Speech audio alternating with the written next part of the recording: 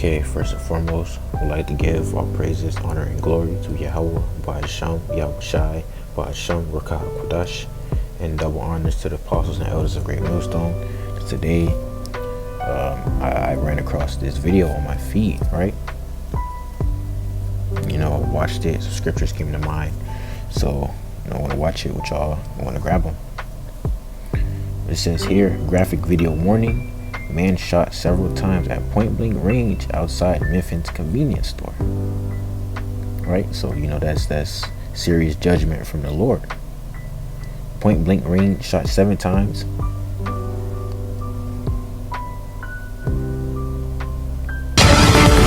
Fox 13 News at 9 starts now.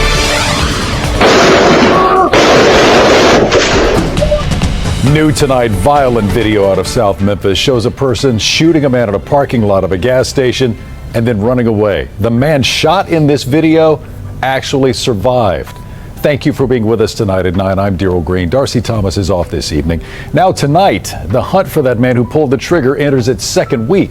Troyce Grant is live in South Memphis tonight, close to where that shooting happened. Troyce, you were able to get your hands on this very disturbing piece of security video. Yes, very disturbing indeed, Daryl. Now, when you look at that video, you'll see that the suspect came out of nowhere and shot the man from behind repeatedly. Now, before you watch this video, we want to warn you, it is very hard to watch. What you just saw, a man shot multiple times at point blank. This shooting happened at 2:45 in the morning at a gas station on South Parkway and East Mississippi Boulevard. This video was taken from a surveillance camera at that gas station. It begins with the victim hanging outside the convenience store. Then, moments later, you can see the suspect come up behind the man and opened fire, shooting the man multiple times. The victim then falls to the ground. The shooter then walks off and then comes back as the victim tries to get up. That's when the suspect opened fires again, shooting the victim again multiple times before running off.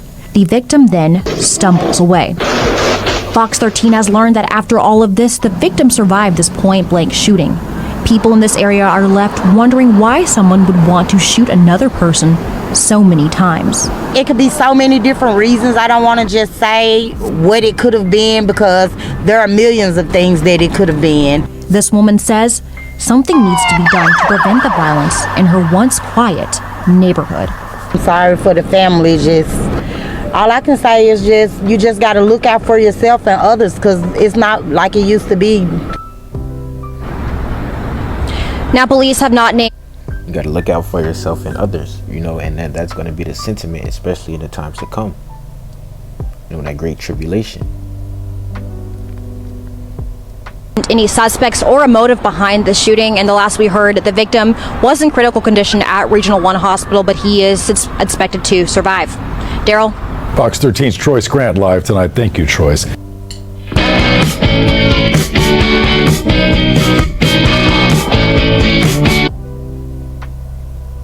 All right, so we just watched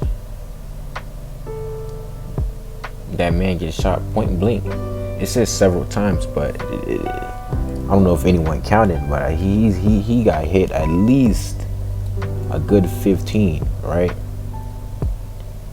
But they say that he survived, right? But let's jump right into the scriptures. Hebrews chapter 10,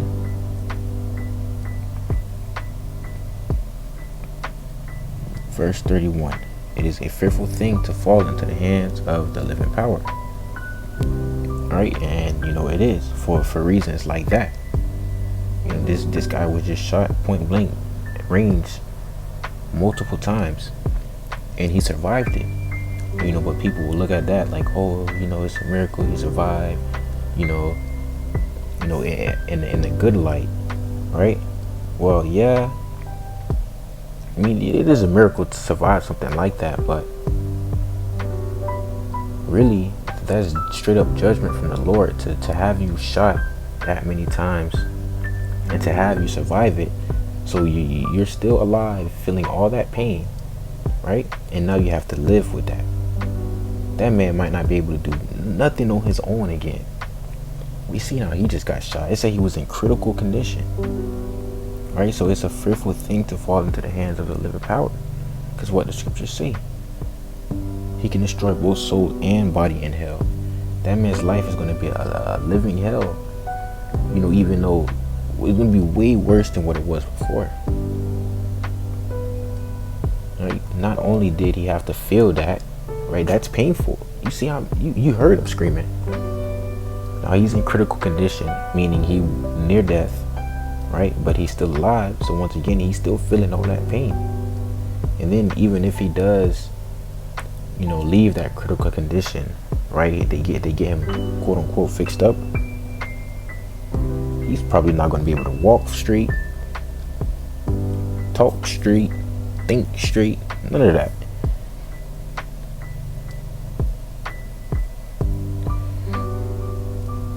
Here, it's Matthew chapter 10, verse 28.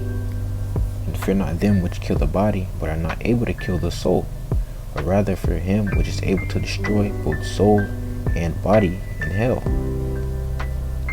Right? In which, what? There's basically going into fearing the Lord.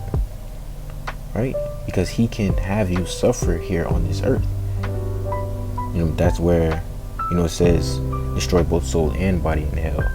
Hell not going into, a place where you burn forever, right? But here on this earth, the only place where the soul and body are together. And we can, might as well just disprove that real quick. So it says soul and body in hell. Once again, the only place where your soul and body are together is here on the earth while you're living, right?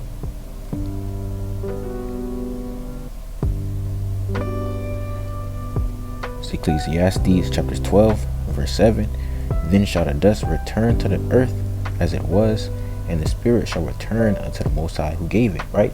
Because when you die, we know that men were formed out of the dust of the ground. Grab that real quick.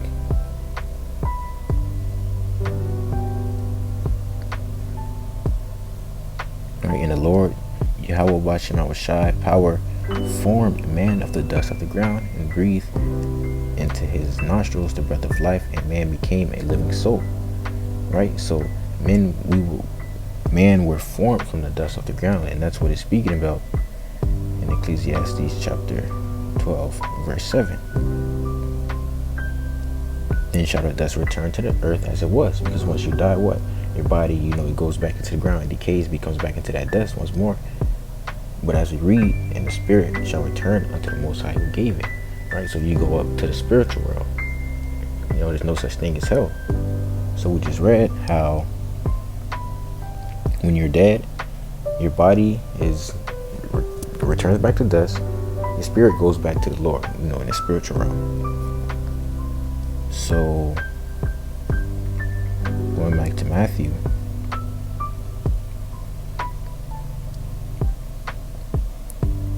How then can the Lord destroy both your soul and body in hell? Because hell, quote unquote, as the Christian church teaches it, is a place you go to after you die. Right? But after you die, we just read how your spirit goes back to the Lord, and your body turns to the dust, it decays, it goes back into the ground. So if you go to a hell to burn forever after you die, how are you burning? Don't you need a body? The spirit can't burn. It's energy. It's like trying to burn fire with fire. You can't burn fire. Back to the main point.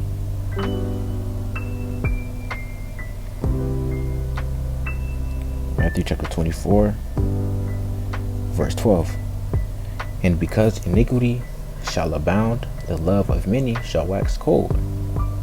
Right? And it's because this earth, this world, America,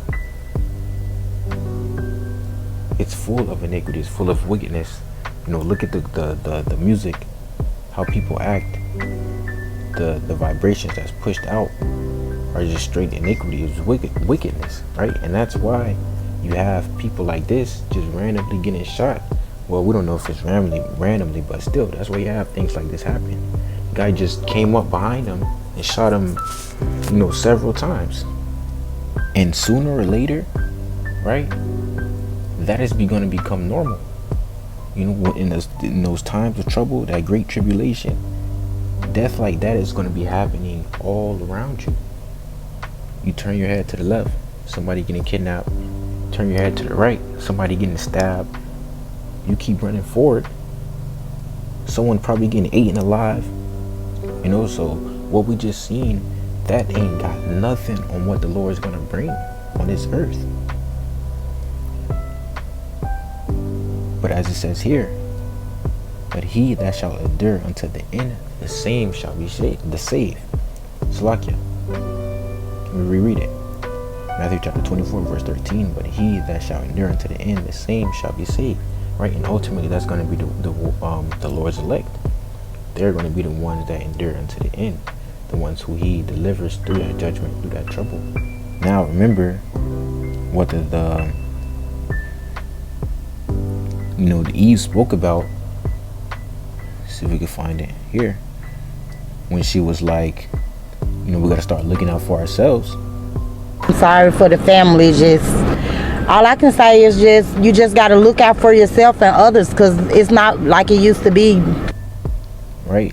You got to look out for yourselves and others, because it's not like it used to be. And she's saying that now.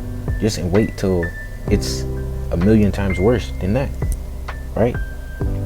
For that sentiment of, I got to look out for me and my family. That's going to be the sentiment, going out in those times. Nobody's going to be trusting no one. Only people who are going to trust someone truly are the Lord's elect. They're going to put their trust and faith in Yahweh Ba'ashem Yahweh Shai.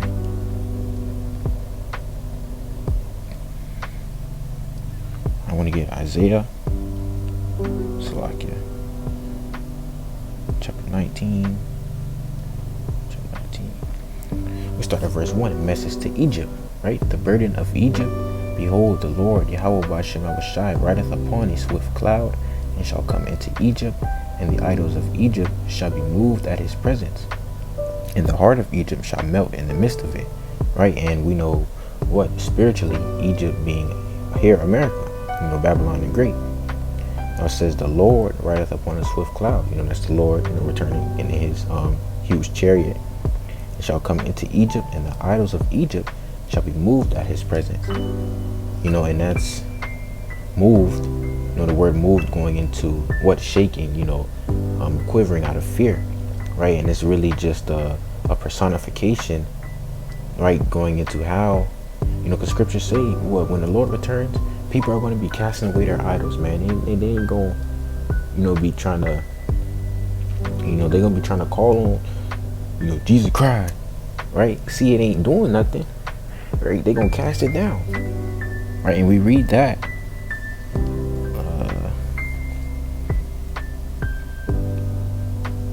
Isaiah chapter 2. Start at verse 17. And the loftiness of man shall be bowed down, and the haughtiness of men shall be made low. Right? Going into that pride, because the Lord hates that pride.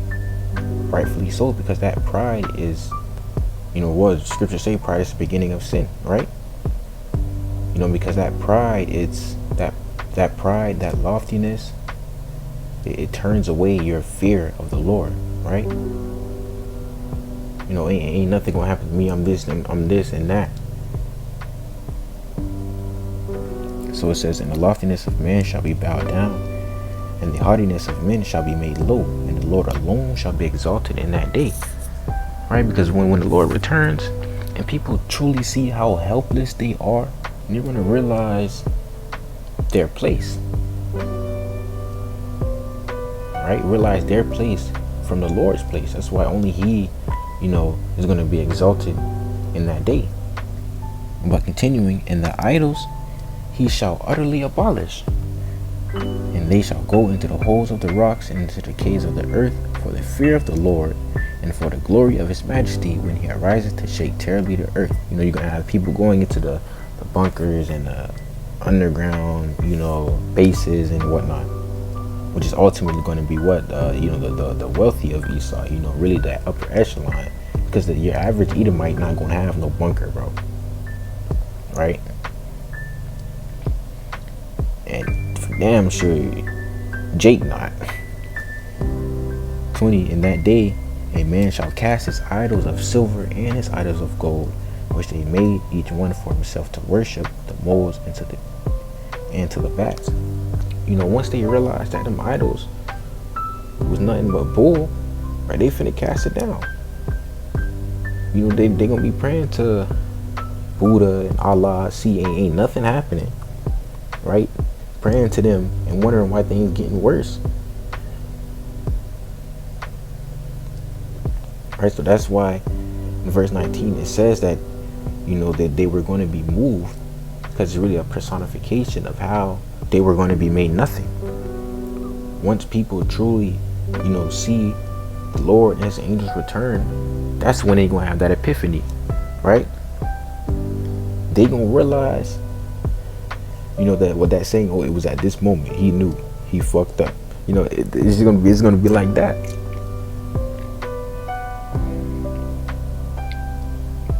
Let's get Daniel chapter 12 verse 1, the time of the end. And at that time shall Michael stand up, the great prince, which standeth for the children of thy people. And there shall be a time of trouble, such as never was since there was a nation, even to the same time. And at that time thy people shall be delivered, every one that shall be found written in the book. Right, so once again, going into that time of trouble, you know, that time where everyone's going to be looking out for themselves, you know, as she spoke. Also, here, 2nd Ezra chapter 15, verse 19. A man shall have no pity upon his neighbor, but shall destroy their houses with the sword and spoil their goods because of the lack of bread and for great tribulation. Right? And ultimately, this is what? They're just looking out for themselves, right? That's why they're going to be spoiling their neighbors and taking their shit, because they just looking out for themselves and their household. Oh, you want to share? Bet. Right? We're going back.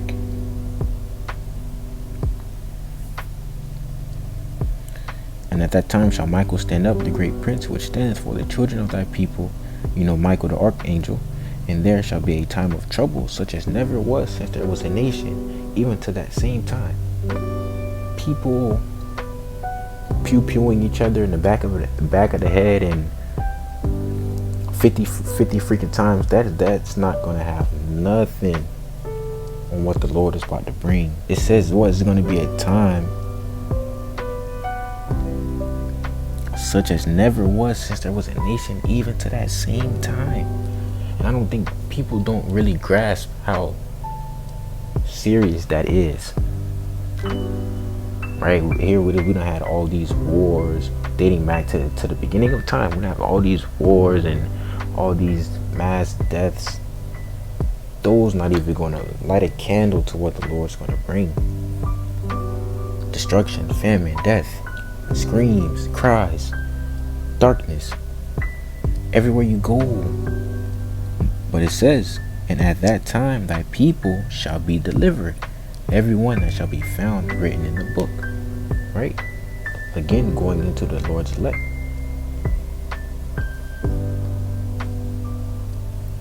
So Revelation chapter 3 verse 5. He that overcometh, the same shall be clothed in white raiment. I will not blot out his name out of the book of life, but I will confess his name before my Father and before his angels.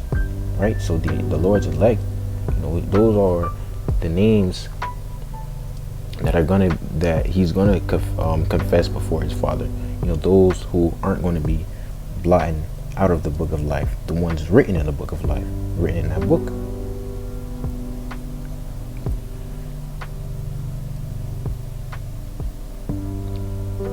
This is Psalms chapter 69, verse 27. And we can start at verse 27. Add iniquity unto their iniquity, and let them not come into thy righteousness.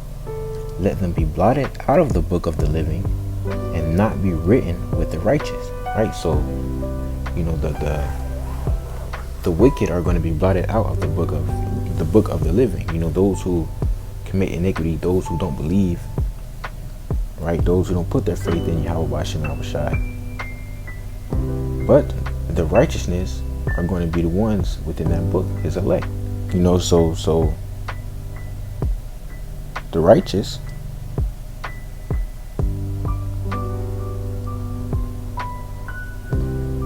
Proverbs chapter 11 verse 8, the righteous is delivered out of trouble and the wicked cometh in his stead. Right, so once again, dealing with, all types of trouble, minute, great. We just read how there's going to be a time of trouble such as never was, right? But the Lord's righteous, his elect, they're going to be delivered out of that trouble. Those who put their faith in Yahweh Ba'ashem Yahushai truly believe and call on the names of the Lord. That's why the names of the Lord are really important, because there's true power in those names. You're going to want to be that righteous, that group that's delivered out of trouble, right? Because that's how the Lord always has it play out. It's that same reoccurring story throughout the scriptures. The Lord's people go off, right? He brings a judgment. He delivers an elect or a remnant out of that judgment, right? There's no new thing under the sun. So it's like the same story over and over, just different times. The same spirits going by different names. So ultimately, there's really nothing. I don't want to say there's nothing you can do, because what will we give diligence to make our calling and election sure? We can grab that.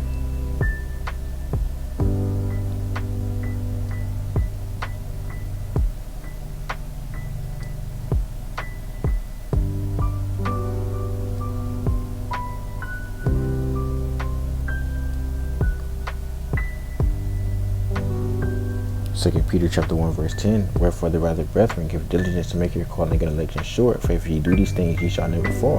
Right? Because no one knows, if they're of the elect or not. Really, like you can't say. So that's why we give diligence to make our calling and election sure. We give diligence to make sure that we're of that righteous that get delivered out of the trouble. Lord willing, we be of that elect. So once more, I would like to give all praises, honor, and glory to Yahweh, Ba'ashem, Yahushai, Ba'ashem, Raka Akwadash, and double honors to the apostles and elders of Great Millstone. Shalom to the hopeful elect.